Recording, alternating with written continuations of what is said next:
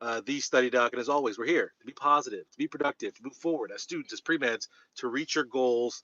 And I had a break right now between cases, and I thought, hey, you know what? Let me hop on here, go live. Haven't been live in a little bit. Been a busy week, but I'm here, y'all, and I'm so excited.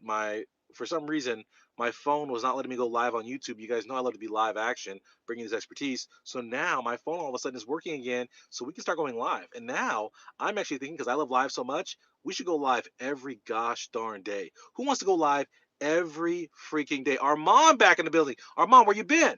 Crystal, I see every week. Utham, I see every week. Armand, you've been busy, man. You owe me an email, a text, something.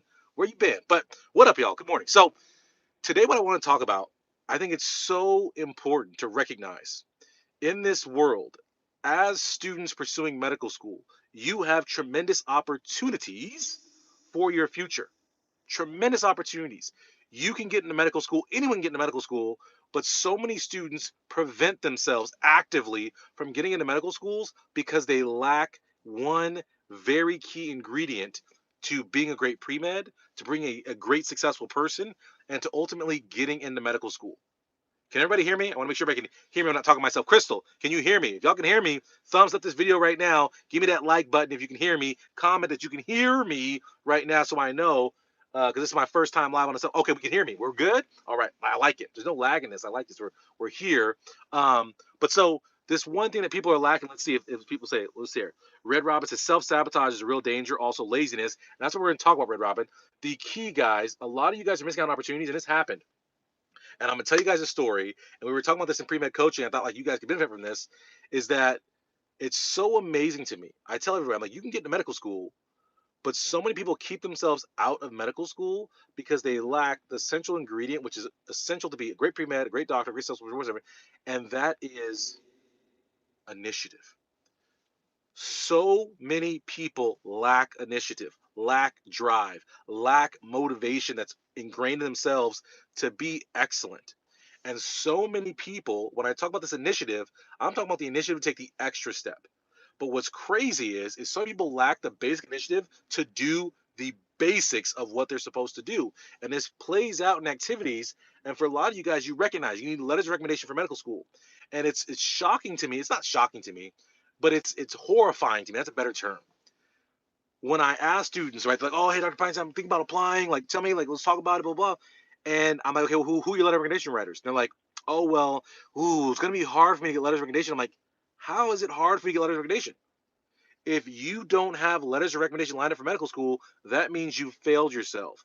One of the key central ingredients, if we're talking about being a successful pre-med getting to medical school, is you must establish and concretize your achievements. People ask, how do you stand out in your med school applications? You stand out by being excellent, but the gap that a lot of people miss is you have to evidence that excellence.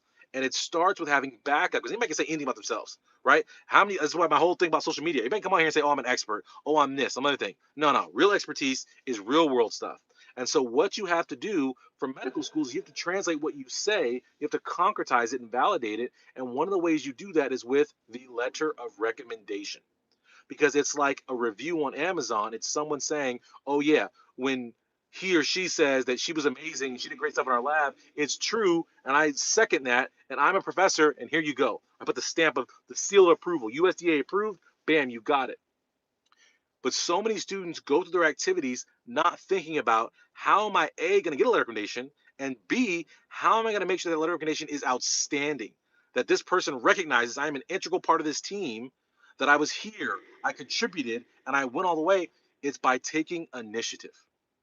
In your activities, I have, like, so again, right, I'm an anesthesiologist, and I work with medical assistants all the time, right? And as we do outpatient with medical assistants, we have nursing staff, and a lot of our medical assistants are pre-meds, are pre-PA, right, are pre-nursing.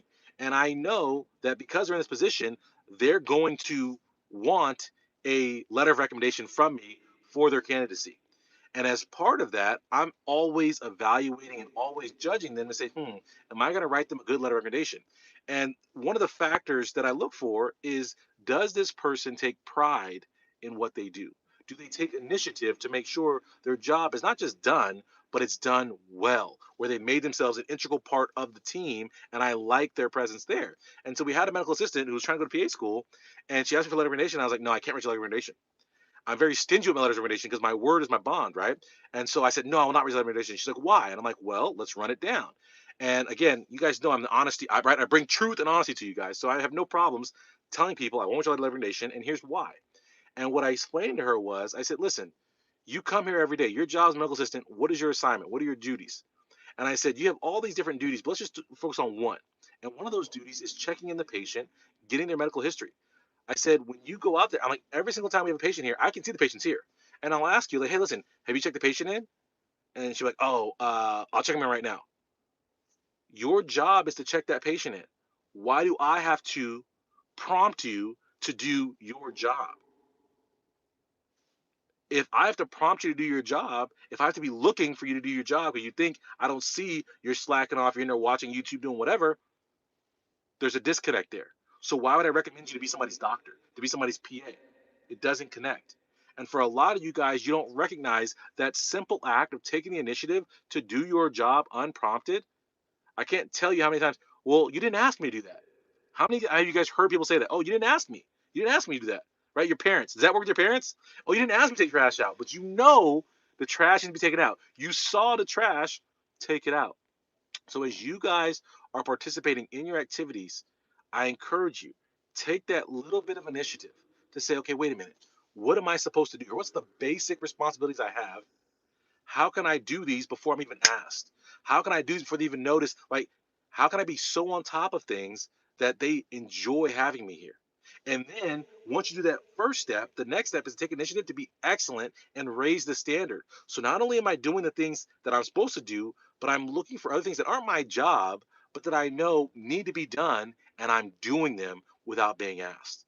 Because now you're a super team player. You're a standout. You're the best medical assistant, the best volunteer, the best clinical worker, the best research attendant. You're the best whatever because you've gone above and beyond what you have to do. And when you do that, man, you'll get rewarded with new opportunities, opportunities for advancement. You'll be recognized for your work.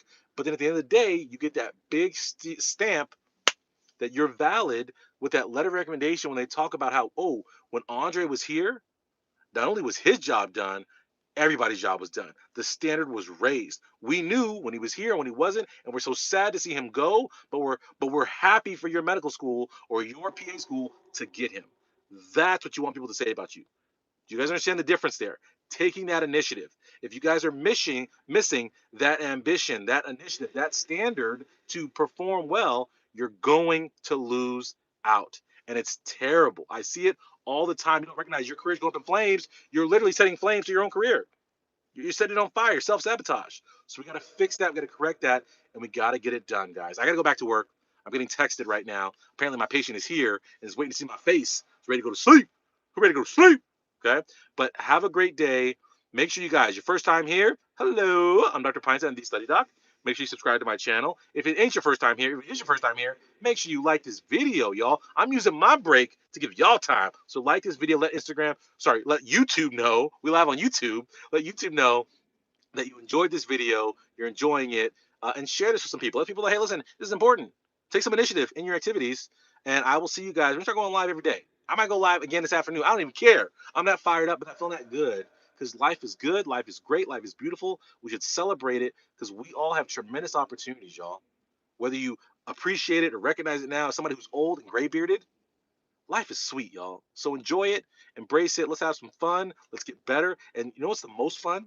Is being successful. And that's what the channel's about, y'all. So have a great day. I might see y'all in a couple hours. Who knows? Maybe my lunch break instead of eating. I don't need no food. I just need to feed y'all minds. I don't need to eat. I need to feed you. All right. So everybody have a good day. First, like I said, my website's thestudydoc.com. So check that out, y'all. And we're live every Monday, 5 p.m. Pacific Standard Time with experts, bringing you guys expert interviews, getting into things you guys can ask any questions you have, and so forth. So everyone have a great day. I will see you guys maybe later on today. Let's do it. Let's do it. Let's do it. Comment if you want to see me later on today. Let's get it. Everybody have a great day. Later.